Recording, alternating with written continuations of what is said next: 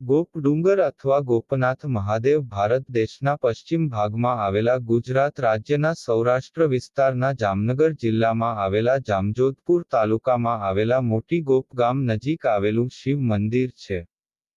આ મંદિર પર લાલપુરથી ભાણવડ જતા 3 પાટિયા રસ્તાથી ગોપના ડુંગર પર 6 કિલોમીટર જેટલા સડક માર્ગ દ્વારા અથવા 500 જેટલા પગથિયાં ચડી પહોંચી શકાય છે.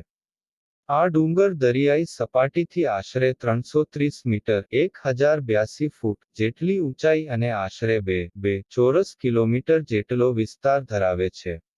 તળેટીથી આ ડુંગર આશરે 150 મીટર 492 ફૂટ જેટલી ઊંચાઈ ધરાવે છે. સ્થાનિક કથા મુજબ 5000 વર્ષ પહેલા ગોપ બાળાઓને ઝીણાવારી ગામ પાસે એક રાક્ષસ દ્વારા ભોમિરામાં કેદ કરવામાં આવી હતી. આ ગોપીઓની પ્રાર્થના સાંભળી શ્રીકૃષ્ણ ભગવાન ગોપ આવ્યા હતા અને ભોયરામાંથી ગોપીઓને છોડાવી હતી તથા રાક્ષસનો વધ કર્યો હતો. ત્યારબાદ અહીંથી ગોપ ડુંગર પર પહોંચી ગોપનાથ મહાદેવની સ્થાપના કરી હતી. ઝીણાવારી ગામે આજે પણ પ્રાચીન ગુફા, ભોમિરું તેમજ નદી કિનારે શિવાલય અને કૃષ્ણ ભગવાનના પગલાંની છાપ જોવા મળે છે. આમ શ્રીકૃષ્ણ દ્વારા સ્થાપિત આ ગોપનાથ મહાદેવ મંદિર 5000 વર્ષ જૂનું છે. પહેલા ગોપનાથ મહાદેવના દર્શન માટે ડુંગર પર પગથિયાં ચડી જવું પડતું હતું, પણ મંદિરના મહંત દ્વારા ડુંગર ચઢવાનો રસ્તો બનાવી છેક ઉપર સુધી વાહનો ચડી શકે તેવી વ્યવસ્થા કરવામાં આવેલ છે. મંદિર નજીક ગુરુઓની સમાધિ પણ છે. ડુંગર પરથી તળેટીમાં આવેલ મોટી ગોપ ગામ ઉપરાંત ચોતરફ ઝરણા, ચેકડેમ, તળાવ તથા અન્ય ડુંગરો આવેલા છે. આ ઉપરાંત ડુંગરની ઉત્તર પૂર્વ દિશા તરફની તળેટીમાં ટપકેશ્વર મહાદેવનું પ્રાચીન મંદિર આવેલું છે. ગોપાલનાથ મહાદેવ કૃષ્ણ જે ગુફામાંથી બાળાઓને મુક્ત કરી હતી ત્યાં તેના પગલાં હજુ પણ ગોપના ડુંગર પર જોવા મળે છે. ગુજરાતના લોકોમાં આ મંદિર શ્રદ્ધાનું પ્રતીક છે. ઘણા લોકો આસ્થા માનતા રાખીને અહીં દર્શન કરવા આવે છે. પહેલા કરતાં હવે આજે સુંદર રસ્તો નિર્માણ થઈ ગયો હોવાથી ભક્તજનોની ભીડ સતત જોવા મળે છે. મંદિર નજીક ગુરુઓની સમાધિ પણ છે.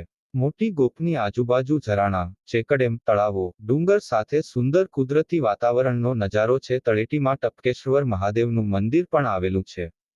16000 ગોપ બાળાને રાક્ષસે કેદ કરી હતી એ ગુફાઓ સાથે પ્રાચીન સૂર્ય રન્નાદે મંદિર જોવા લાયક છે.